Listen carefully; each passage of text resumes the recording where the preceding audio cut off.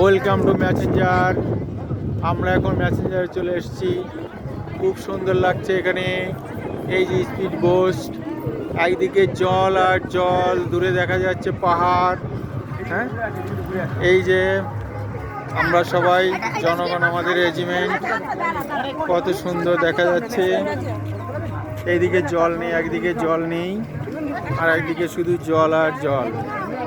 কি সুন্দর লাগছে, প্রকৃতি তার শোভা ঢেলে দিয়েছে। মানুষ শুধু তাকে তার মতো করে বাড়তে দিলে সে দেখতে পাবে। মানুষেরাকে বেঁধে সুন্দর করে দিয়েছে।